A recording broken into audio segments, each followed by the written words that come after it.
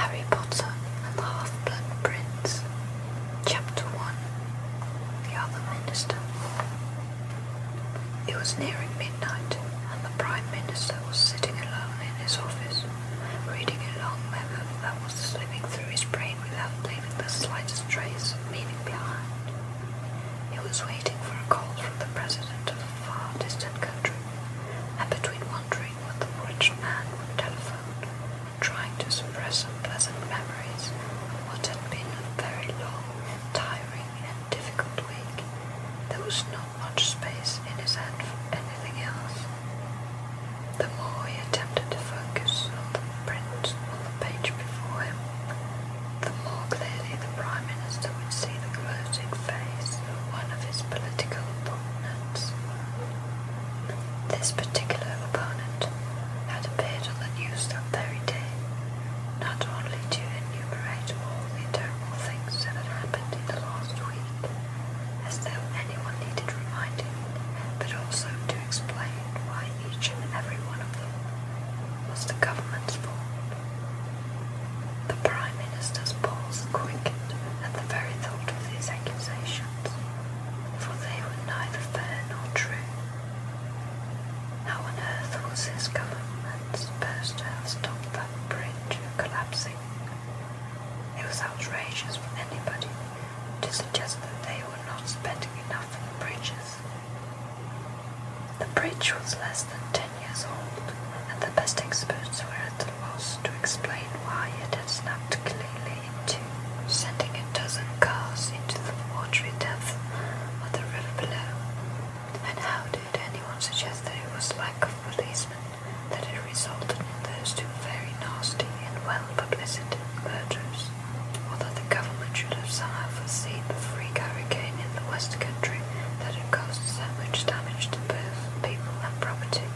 And was it his fault that one of his junior ministers, Herbert Chorley, had chosen this week to act so peculiarly that he was now going to be spending a lot more time with his family? A grim mood had gripped the country. The opponent had concluded, barely concealing his own broad grin. And unfortunately, this was perfectly true. The Prime Minister felt it himself. People really did seem more miserable than usual. Even the weather was dismal. All this chilly mist in the middle of July. It wasn't right. It wasn't normal. He turned over the second page of the memo, so how much longer he went on, and gave it up as a bad job. Stretching his arms above his head, he looked around his office mournfully. It was a handsome room, with a fine marble fireplace facing the long sash windows, firmly closed against the unseasonable chill. With a slight shiver, the Prime Minister got up and moved over to the windows, looking out at the thin mist that was pressing itself against the glass. It was then he stood with his back to the room that he heard a soft cough behind him. He froze, nose to nose with his own scared-looking reflection in the dark glass. He knew that cough. He had heard it before. He turned, very slowly, to face the empty room. "Hello," he said, trying to sound braver than he felt. For a brief moment, he allowed himself the impossible hope that nobody would answer him. However, a voice responded at once, a crisp, decisive voice that sounded as though he were reading a prepared statement. It was coming, as the Prime Minister had known at the first cough, from the frog-like little man wearing a long silver wig, who was depicted in a small and dirty oil painting in the far corner of the room. "To the Prime Minister of Muggles. Urgent we meet. Kindly respond immediately. Sincerely, Fudge."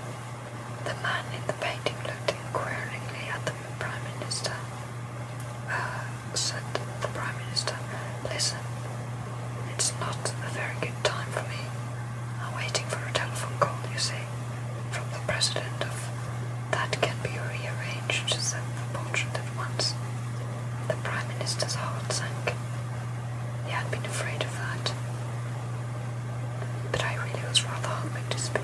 We shall arrange for the President to forget to call. He will telephone tomorrow night instead, said the little man. Kindly respond immediately to Mr. Fudge. Oh, very well, said the Prime Minister weakly. Yes, I'll see Fudge. He hurried back to his desk, straightening his tie as he went. He had barely resumed his seat and arranged his face into what he hoped was a relaxed and unfazed expression, when bright green flames burst into life in the empty grate beneath his marble mantelpiece.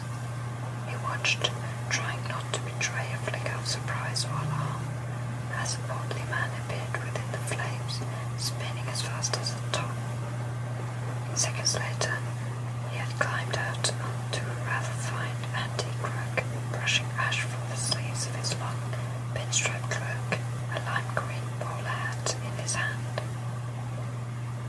"Ah, Prime Minister," said Cornelius Fudge, striding forwards with his hand outstretched. "Good to see you again."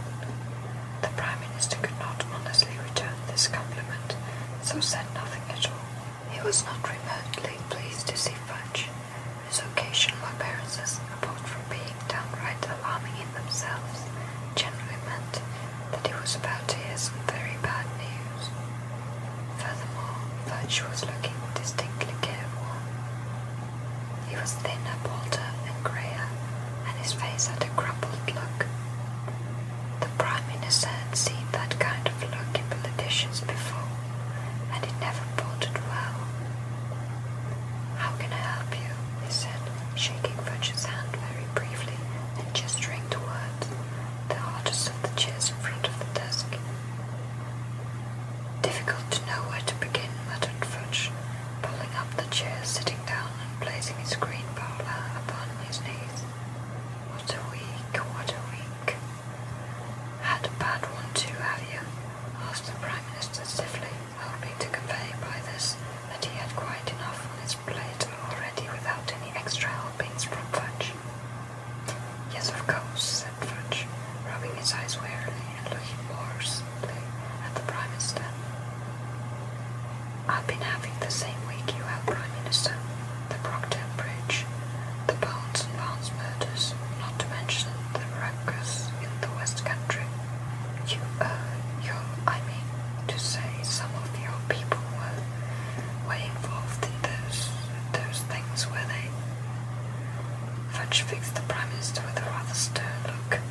"Of course they were," he said. "Surely you've realized what's going on."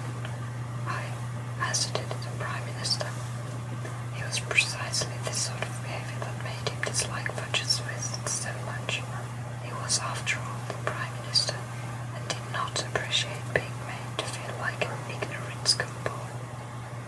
But of course, it had been like this from his very first meeting with Fudge, on his very first evening as Prime Minister. He remembered it as though it were yesterday and knew it would haunt him until his time